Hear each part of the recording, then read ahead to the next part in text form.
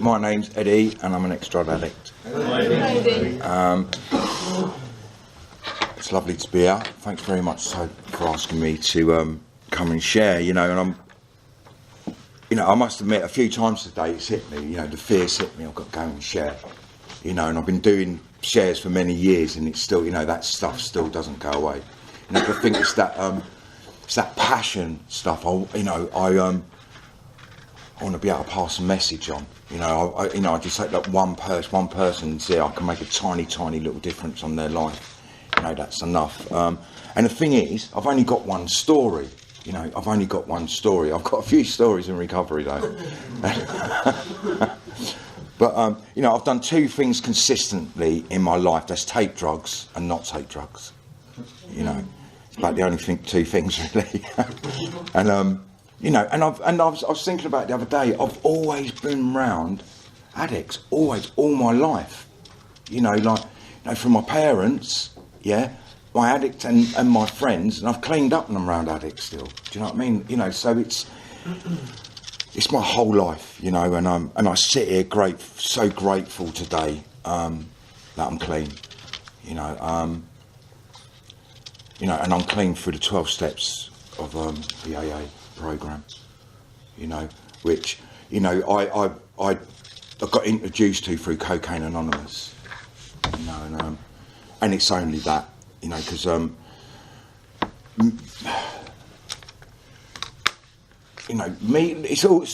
it's okay now looking back at hindsight. I didn't know why I used the way I used. I just always thought I was just really greedy.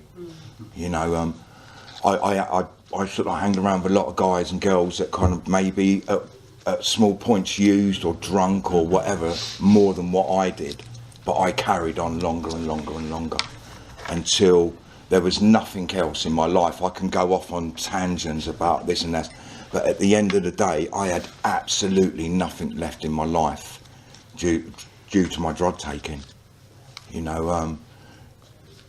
It was pitiful. My last years of using was absolute pitiful. As a man, even as a man to admit that, it was absolutely dreadful. I've always been this. I'm from a council estate in London, brought up in kind of Notting Hill. So we got one sort of like, we're here, and then we got sort of like not even little rich, proper rich people, And I kind of brought up seeing all that, and I was thinking, and what used to pee me off about them as well? They was always sort of like, they had loads and loads of money, and all really good looking. What I mean? That's like, you've either got it or you ain't. That was my kind of thing. There's me with an old squint in my eye walking around, and there's like topless, you know what I mean?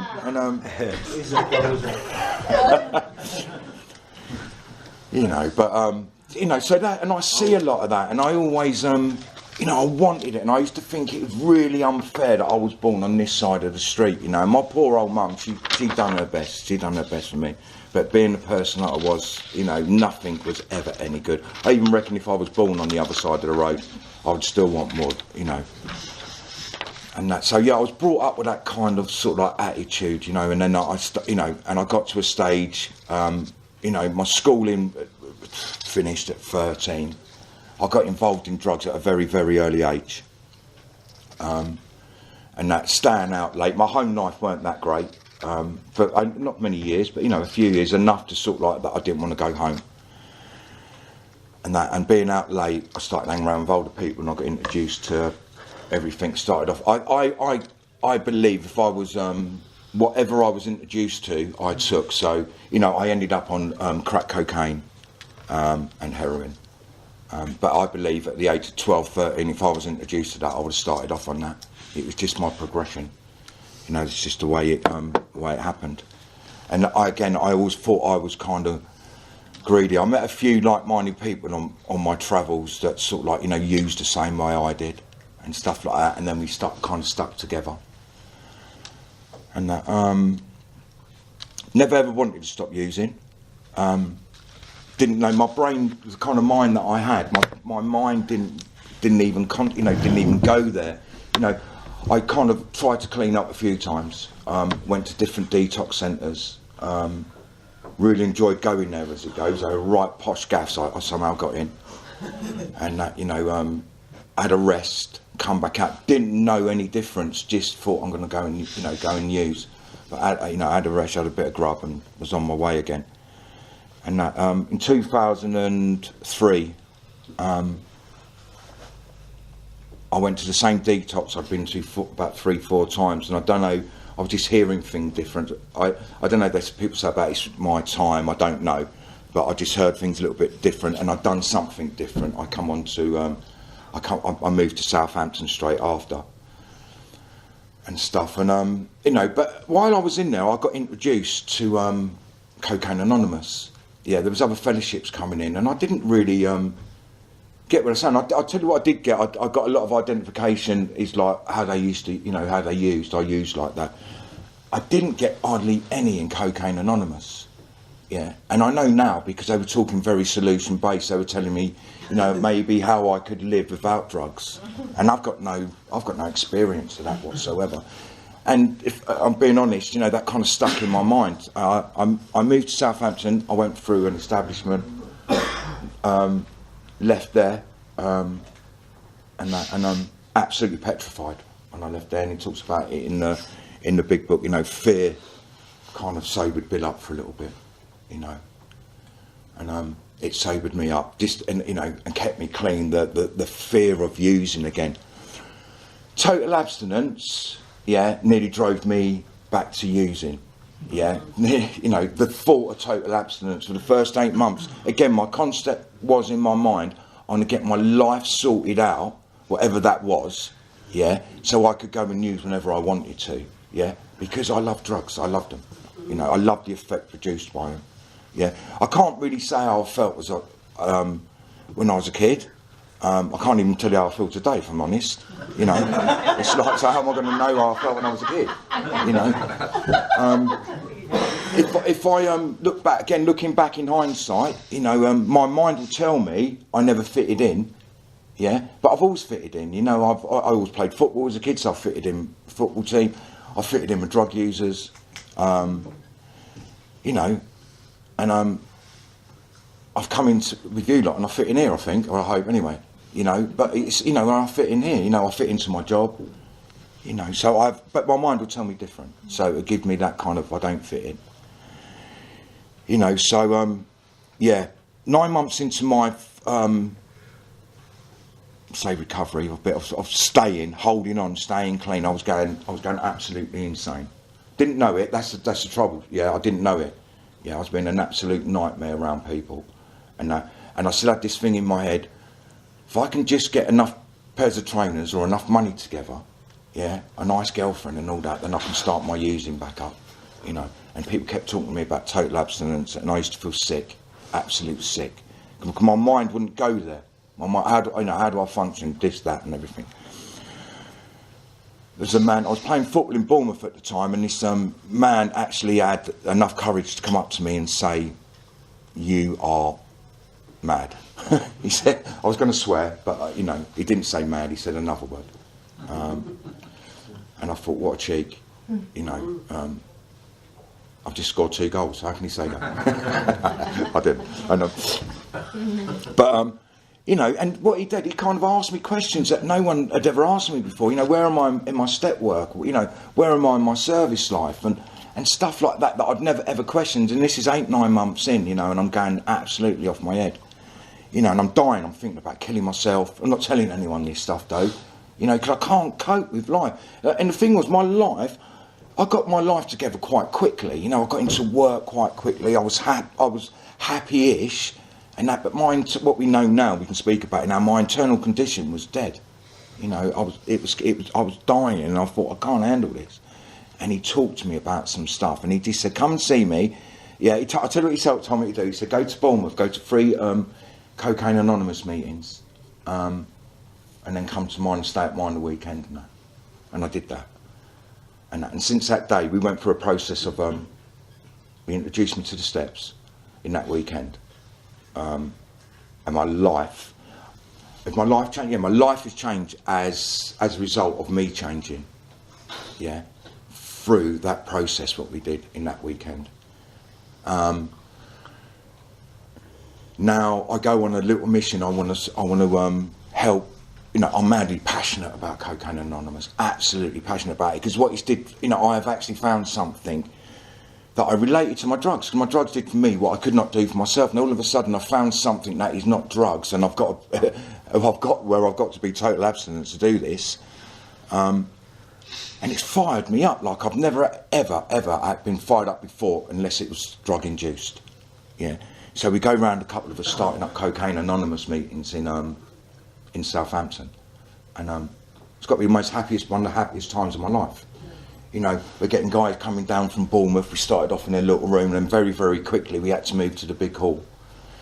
You know, and he talks about it. I think it's in the visual view, and you don't want to miss this. And it was happening around me, and it was brilliant. You know, I go to the point of saying that, you know, I used to get quite emotional about it, and so I don't know how I was in them early days, but I was passionate, and I was just I was going into other fellowships and telling them, just fucking get down the road, and I was sort of like poaching people to get down, you know, and then they'd share me, tell them to shut up, you know what I mean? I can't share like that, yeah. It's just, I don't know, but it was a lovely time of my life, you know, and today that, you know, the main meeting that we started up, it's still running today. I think it's 11, 12 years up and running, and you know, and I still visit it, you know, regular, you know. My recovery, I spent a lot of my time working with others. I believe that, you know, I was shown something. You know, I'm not very good at a lot of things, if I'm honest. I'm really not, you know, I'm not good at a lot of things, but I've been shown something, and I know I've been able to sort of like help people connect to a power greater than themselves. You know, it's not really a lot to do with me, but through the guidance that I've had, you know, and I was talking about it the other day to someone who's like, you know, I talk to a couple of my pals in London sometimes. They say, "What the fuck do you do for excitement and stuff like that?" You know. But if I told them that, they'd think, yeah, you know, I sit down and open a book with somebody and we try to think, fucking hell, he's better off where he was. Like that. And I do. I've had a few sort of like mad conversations with lads back home, you know. But that's where I get my excitement from, you know. My recovery's been very, and I've been doing some work lately on some stuff, and I know my recovery's been very roller coaster. I draw my will back quite a lot. I isolate myself quite a lot, you know. I go to work and I come home and I'm drained, and it's sort of like, you know, because I'm around addicts a lot, I think, the last thing I want to do is go to a meeting and be around it, you know. I'm going to find other ways to relax, I'm going to find other ways to, you know, to chill out, you know, and they haven't been very healthy, believe me. And I've put myself in some really bad positions, you know, and by the grace of God I haven't picked up. You know, but I've got, you know, the attitude I'm getting lately, you know, my relaxing time, my chill time is meetings. You know, that's the mindset's about changing my mindset.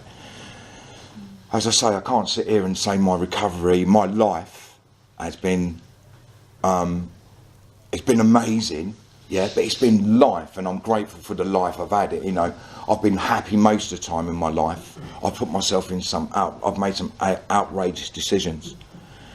Believe me, I have. And you know, but what I'm kind of I'm learning, it's sort of like I'm doing a lot of step 2 and a lot of step 3 stuff today. I've always gone into sort of like this stuff, you know, and I've never had a problem with the word God, never. But I've never had any understanding of it either. I've always been agnostic around it. And that, and I've been doing some stuff over the last couple of months that's really kind of I've never felt closer to a God of my understanding. I am not a religious person. This is not about religion, this is about a God. Because if it's not about a God, if it's not about a higher power, then it comes back to my will. And my will is still, God knows that, you know, it takes me, I make bad decisions. But what I'm starting to do, I've started to be taught how to run my will along God's will, and it talks about that in the big book. I never picked this up in the early days, you know, because I think the momentum of starting up meetings and working with others, and it was all of a sudden, and then your life gets fuller. My life becomes very full, yeah, and at some points in it, I try to run it on my own, you know, and I didn't have this thing. And what I've come up with, I've never had an understanding of what my God is. So if I haven't got an understanding of what my God is, I've never really done step 3, because it categorically says in step 3 is a God as we understand. You know, so I haven't done my step 3.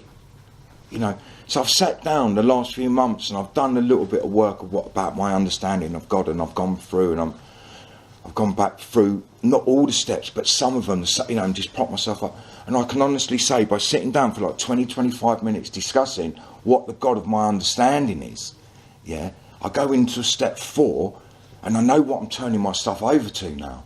You know, it's like, you know, so this guy that I've been doing, so he said, if I'm going into someone asked me, would I turn over? We turn over our will and our life, which is our actions and our thinking, yeah, which is a big deal, yeah, it's all of us, yeah, you know, and this guy explained it to me in a really good way. He said, if you're going into if I come up to you and say, Ed, give us a load of your money, yeah, have a bit of faith that I'm going to make you some money, you're not just going to hand me over your money. You want to understand what you're handing your money over to. You know, and that's right. I don't think there's a person in here that would just say, yeah, I'll take it, yeah. I'll have a bit of faith, can earn me a few quid. You know. And that's what I've learned. And I mean, this is the great thing about recovery. I've always said, the less I know, the more I know. Yeah, because it enables me to be taught and to learn more and more, you know, through my recovery. You know, I've been around a few years, you know, and my mind has never been so open as it has. You know, I take on new ideas. I was reading today about my old ideas and what I've got now. I've got new old ideas that are no good. You know, and I'm still running on them things that I had a few years ago that got me places. I try and use them again today and they don't work. You know, and that's where I've felt short in places. I've tried keep clinging on to my old ideas, and it's about moving on. It's about, you know, I hear this thing about maintenance. I mean, you know, if I'm maintaining something, that means I'm maintaining. You know, for me, I've got to be moving forward all the time. I have to be moving forward all the time. You know, so that's where I'm at today. It's this step 2 and step 3 stuff. You know, and it's just open. It's just I've become closer to the understanding of my God, and I'm, you know, I've come up with some family stuff that I haven't reacted. How I kind of just stand back now. My whole thinking, my spiritual awakening, yeah. I always thought it was going to be like, you know, you word I can use is like an orgasm or something. You know, do you know? Do you know what I mean? I thought, wow, that's what I was looking for.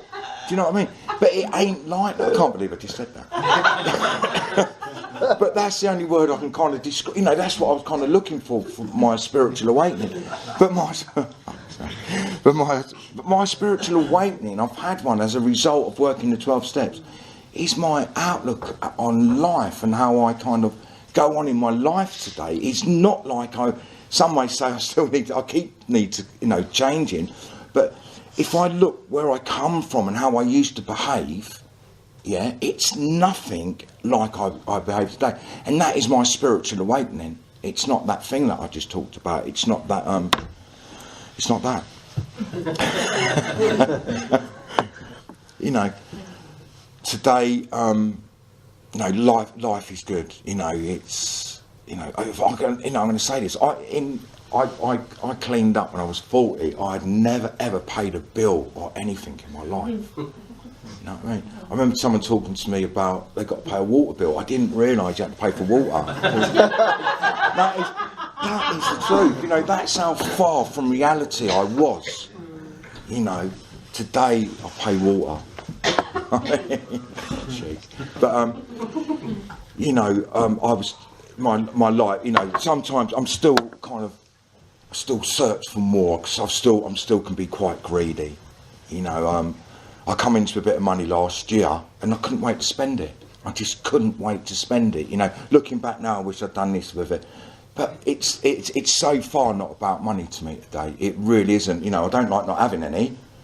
You know, but it's this stuff inside. It's how we treat people. You know, it's about I try and be kind. I try and be considerate. You know, one of your members come down and done an amazing share on step 10. You know, and last week down in Southampton, and you know, that's the program. That's where I see the program working in myself on a daily basis. You know, I lied to a friend of mine the other day. I was just telling my mate coming up here. I lied to a friend because I didn't want to do something, and I didn't want to. And I know if I told him the truth, he'd get me out of it. And I really didn't want to do something, so I lied about it. And it's a lie. It's only a lie. You know what I mean? You know, and it's not going to kill him, or it's not going to kill me. You know what I mean? But it burnt me up so much. You know what I mean? But what I did do, I rung someone else. As soon as I put the phone down, I rung someone else and told them. You know what I mean? Until I got the courage to tell him the next day. And it's only because I found out that he told a little lie. You know what I mean? But it just gave me the key. But I'm saying this is nothing else. This is what the understanding of my God has done for me, and the 12 steps, you know, have done to me, and what you guys in Cocaine Anonymous have taught me. You know, my first responsibility in my life was making a cup of tea in Cocaine Anonymous. You know, that's my first responsibility. You know, you taught me that. You taught me to be on time for stuff. You know, looking back, I'll say I was always late for appointments. That's a lie. I never went to my appointments. You know, the only time I'd go somewhere regular, I think, was to get my methadone from the chemist, and a lot of times I missed that as well. You know.